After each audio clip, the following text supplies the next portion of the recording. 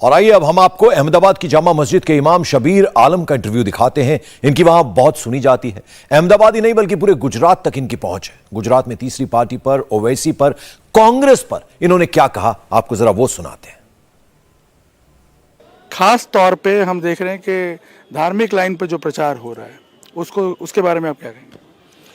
देखिए, धार्मिक लाइन पर तो प्रचार करना या ध्रुवीकरण करना ये सरासर गलत है। और इसमें इलेक्शन कमिश्नर जो हमारे मुल्क के हैं उनको इस पर जो है नज़र रखना चाहिए, सख्ती से इस पर अमल करना चाहिए। ये काम तो उनका है, जिम्मेदारी उनकी है। भाई ये सियासत है और यहाँ के मुल्क में जमहूर के दस्तूर के मुताबिक हर एक को हक है अपना अपना हिस्सा लेने का। लिहाजा ध्रुवीकरण या मजहब को तो इसमें दाखिल ही नहीं करना चाहिए। लेकिन दाखिल तो अब किसी को रोक तो नहीं सकते ना। आपने मुझसे मेरी राय पूछी, मैंने अपनी राय बता दी। बिना कुछ खर्च किए अपने किचन से होम बेकरी बिजनेस करके 40,000 रुपए महीना कमा रही हैं। आपको भी ये करना है तो फ्रीडम ऐप को अभी डाउनलोड कीजिए।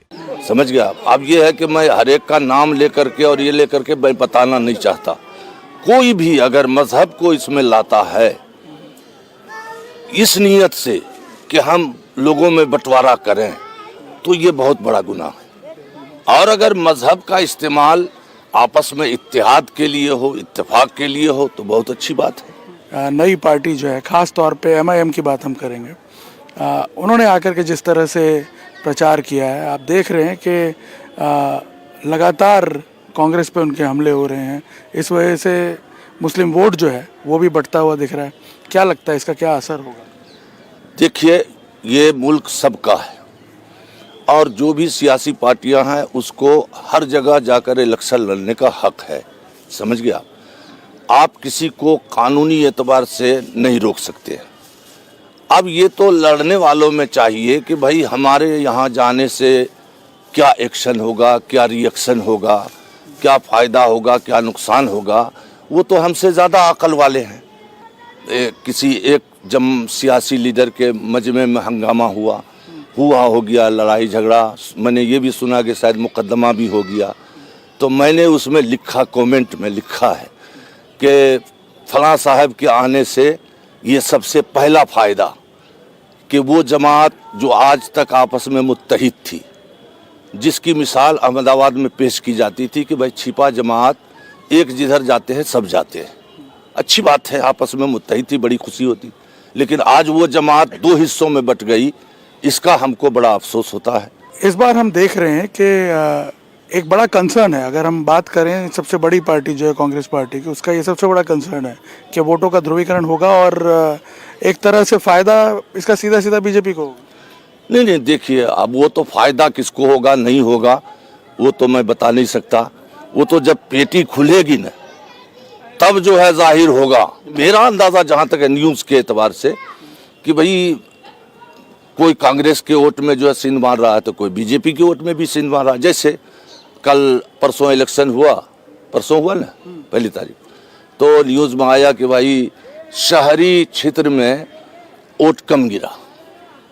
समझ गया। और देहाती क्षेत्र में वोट जो है ज़्यादा गिरा। समझ गया। तो अब ये लोग बताते हैं कि भाई देहात में कांग्रेस का ज़्यादा कंट्रोल है, शहर में बीजेपी का कंट्रोल है। और देखता भी हूँ शहर में वो जीतते हैं। तो अब शहर में जो वोट कम गिरा या बंटवारा हुआ तो बीजेपी को नुकसान हुआ। ये उन लोगों का जो पत्रकार आपके हैं और वो जो करते हैं। और देहातों में जो हुआ तो उसमें कांग्रेस का भी नुकसान हो सकता है। तो आपकी राय क्या है ओवैसी की इस एंट्री के बारे में? क्या आप भी उन्हें? ये मैं सही राय इलेक्शन के बाद दूंगा। वैसे मेरा जो है नज़रिया साफ सुथरा है कि भाई वो काम मत करो जिससे आपस में जंगो जिदाल और लड़ाई हो, नफरत फैले। काम वो करो जिससे मोहब्बत फैले। समझ गया।